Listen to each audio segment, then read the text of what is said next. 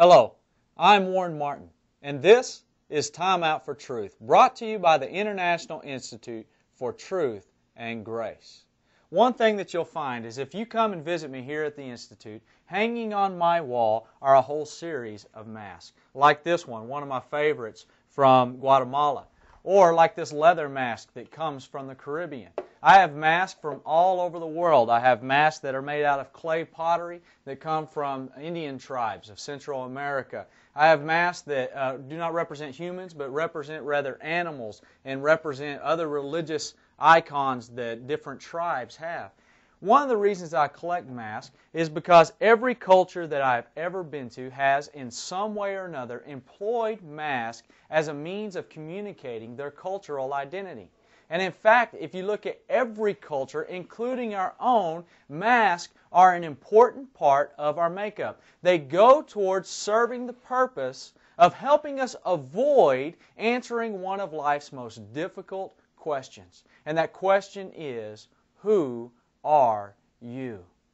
Who are you? If we're able to create a mask, we don't have to answer that question because we can hide behind the mask that we've created.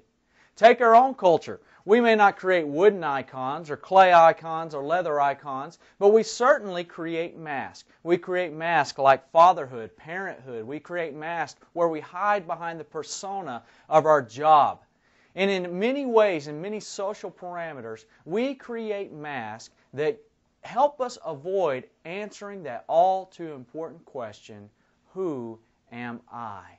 I love the movie Man in the Iron Mask, where Philippe is a twin brother of the king. And because he's the twin brother, the king has him put into an iron mask as a young child. And Philippe never knows who he is. He never discovers that he is the twin brother of the king. He's locked away in a dungeon behind this iron mask. And the three musketeers go to rescue Philippe. And they go into the prison and they rescue him and they bring him out. And when they bring him out, they take the mask off of him, and the priest, the musketeer priest, looks at Philippe and says, the greatest mystery in life is discovering who we truly are.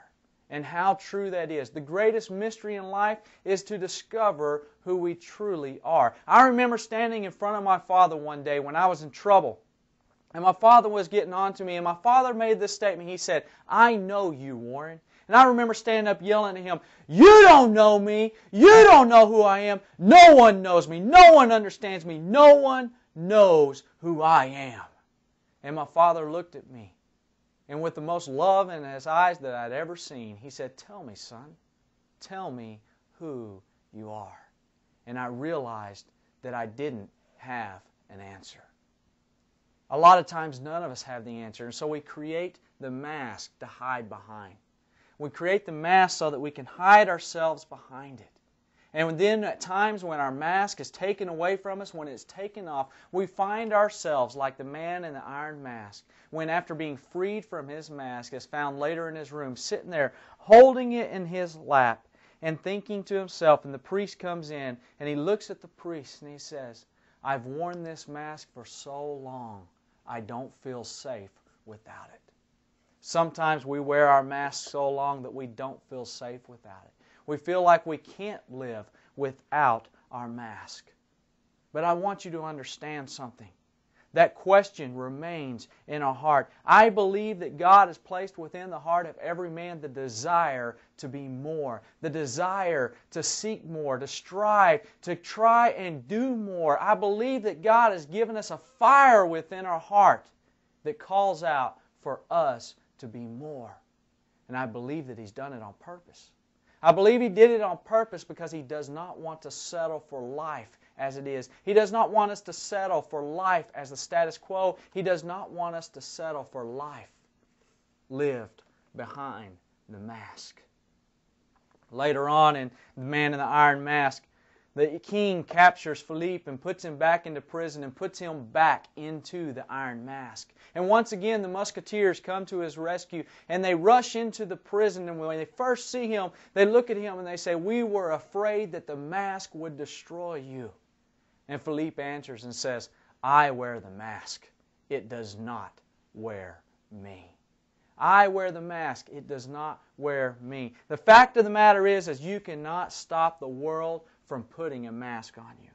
In the world's eyes, you will be seen as a father. You will be seen according to your job. You will be seen according to your social status. You will be seen according to what you do in this world. But those are all masks. And at some point, they will let you down. There is only one identity that is true. There is only one identity that will never let you down. And that is the identity that is found in John chapter 1, verse 12, when the Bible tells us, "But as many as received Him, to them He gave the right to become the children of God."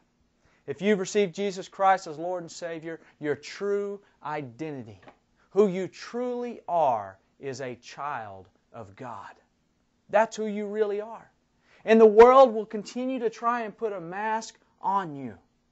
But as long as you hold to your true identity, understanding that you are a child of God, even when the world puts a mask on you, you are able to live beyond the mask and be the true person that you were created to be. For Time Out for Truth and the International Institute for Truth and Grace, I'm Warren Martin. And to ensure that you get the Time Out for Truth each and every week, go to our website at iitgonline.com. That's iitgonline.com. Join our mailing list, and that will ensure that you get the Time Out for Truth each and every week. And until next time, let's get back into the game of life and live beyond the mask.